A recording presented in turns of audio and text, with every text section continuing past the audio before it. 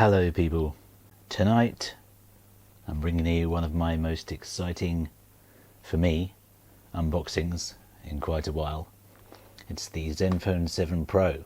As any of you who've watched my channel will know, I'm a big ASUS fan, and I bought the very first Zenfone 5, and my current phone is the Zenfone 6 Edition 30. And I'm very tired of seeing these biased reviews, in inverted commas, of the Zenfone 7, always leaning towards, oh, but the Chinese version is cheaper, or, oh, but it's not a Samsung though. That's why I had to bring you this unboxing, to right the wrongs. And this is for every other ASUS fan out there. I hope you enjoy, because I'm really excited. I got this from alza.co.uk, the Czech Republic seller, which I believe Amazon employees have been deployed to post on all the forums, trying to scare people away from Alza, or Alza.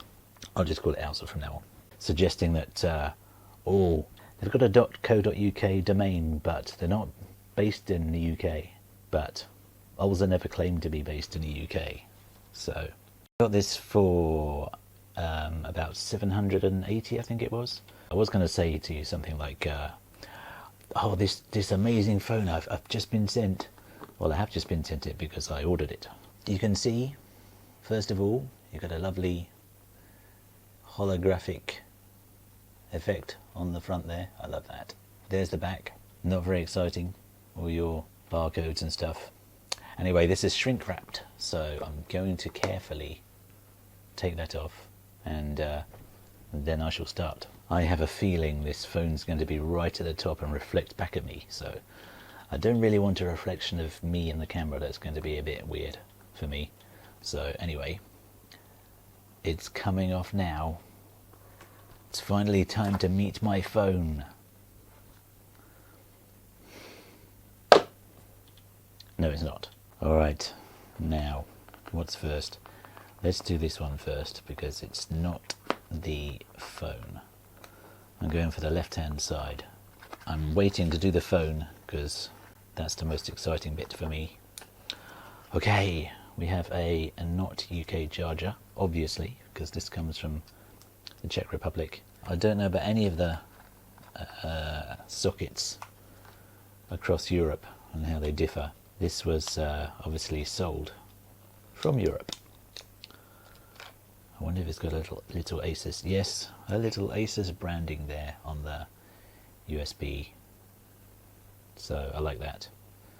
Because the Samsung I had didn't have that, I don't think, if I remember rightly. I like it that they put ASUS on their stuff. I think I might just carry on using my Razer Quick Charge 4 charger to charge this beast. What else is in the box? Another little bit of cardboard there, nothing else at all. Okay, so that leaves one thing, the right hand side box. Oh wait, oh, the phone is right there. But let's see what's in this box. Got your little card slot access pin there. Don't know what else to call that. Sure, it's got a technical term, but that's got ASUS on it again.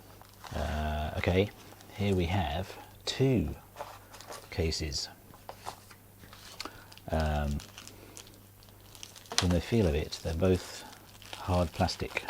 I've already bought a rubber sort of gel soft case, so I had to cut away because this plastic bag's quite tough to open. Okay, that's the usual hard case. Don't really like those, because I always feel like if I was to drop it, then this would help the phone crack somehow, along with the plastic cracking.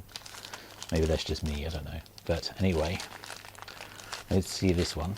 Well, it's about the same deal. Got an ASUS Zenfone on it. I like that. But again, I don't really feel comfortable using these ones. I like the gel ones because they always feel like they're doing some kind of cushioning. Oh, what else? Another little set of barcodes there for the warranty. Label already stuck on for that. and a really big user guide in many languages. You know, they have many languages, but what's frustrating to me as an ASUS fan is that they don't release this in that many countries. One of the only criticisms that I have of ASUS is agreeing with what I saw someone post on the forum, that they treat their phones a bit like toys and only release them to a select few markets.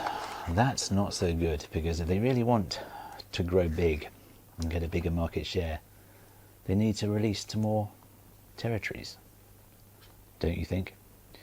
Anyway, this is the phone itself. I'm already excited. Okay, this is what I've been looking forward to. Oh yes, that effect is amazing to me. I saw it on video, but it's not until you see it in real life that you see just how cool it really is. There's your 3 lenses. Oh, it doesn't zoom to 100 times though. That's a real downer, isn't it? That's a novelty that would wear off in about a week's time for me if I had that on my camera, so I'm not exactly gutted about that.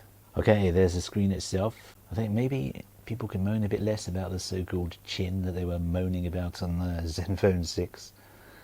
There's less bezel there. I also love these reviews I've seen, and they say, oh, the Zenfone 6 was one of the only cameras to have the flip camera mechanism.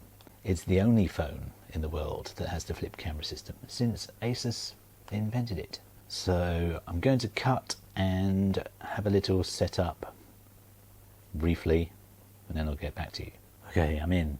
And one thing, if you're an ASUS fan like me, I'm sure you're wondering is, are all the nice little clunky ASUS ring phones of old still there? Well, I'm happy to say, by the looks of things, they are there. I wake up to this one.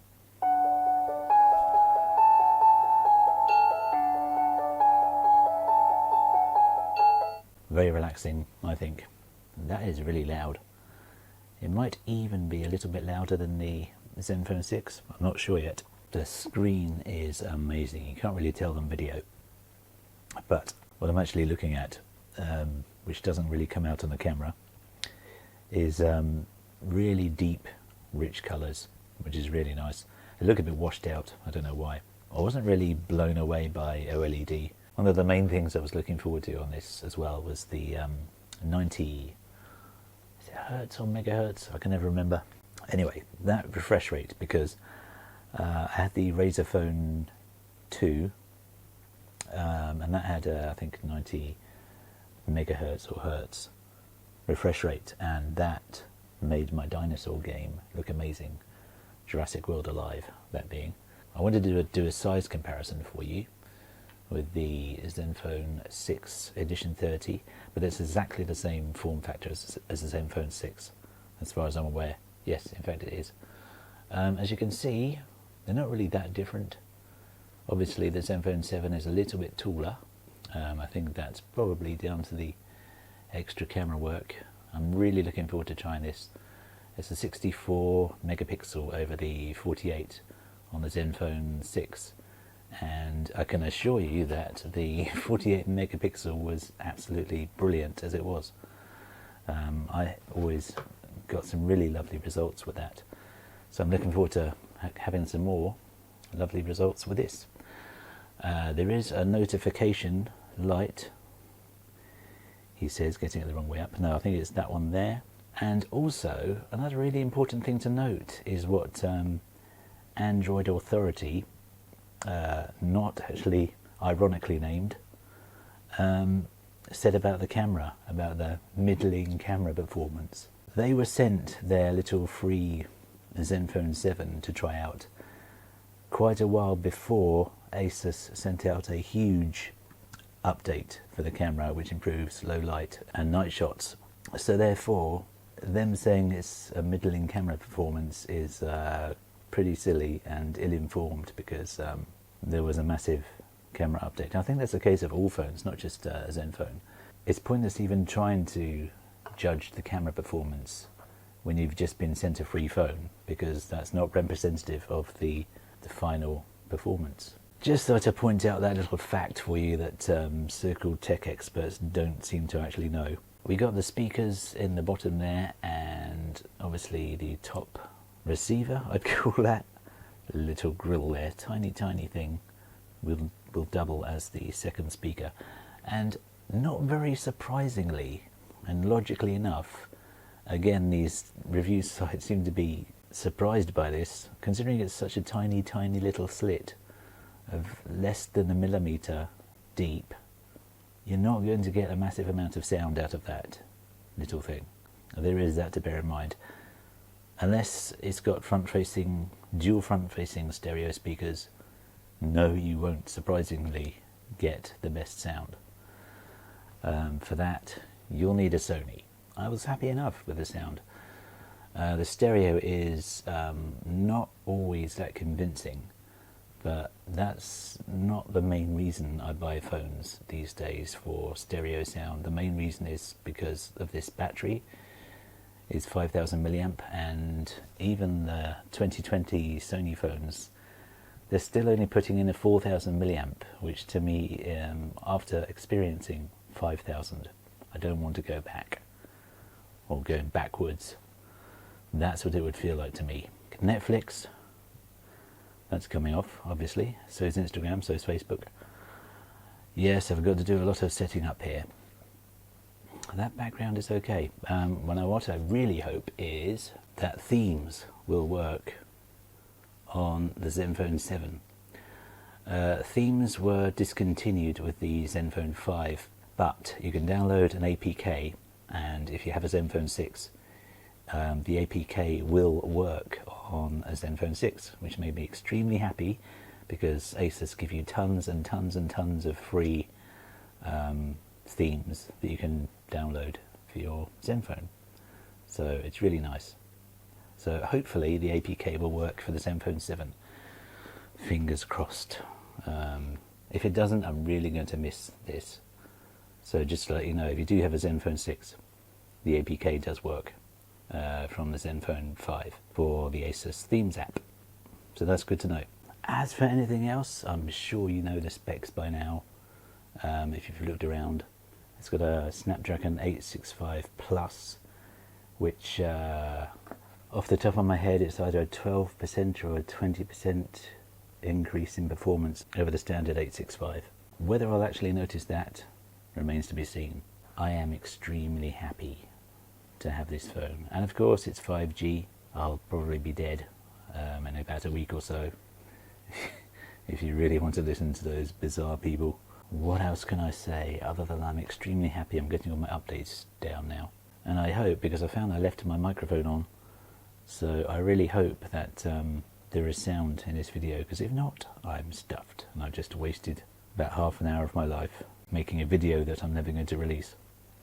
But if you can hear me, bonus. So thank you very much for watching. That was my little unboxing and a little poke around my Zenfone 7 Pro.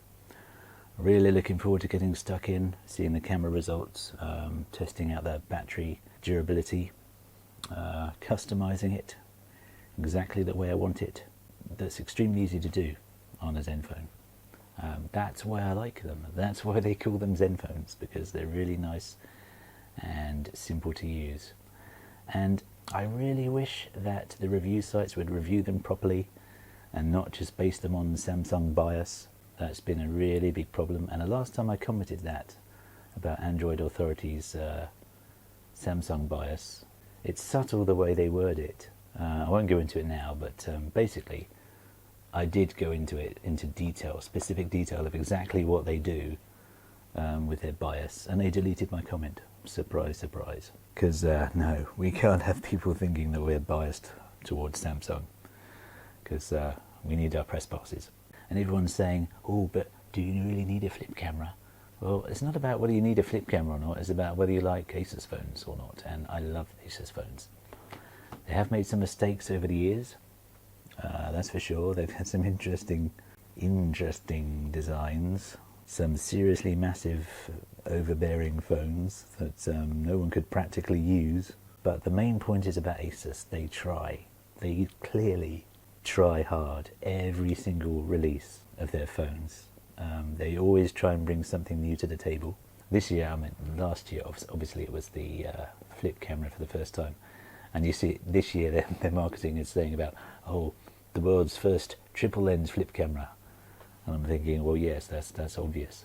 No, they really do try hard. And I see companies like Samsung just chucking out these little incremental upgrades, like, you know, the bog standard. Yes, it's got the next Snapdragon up.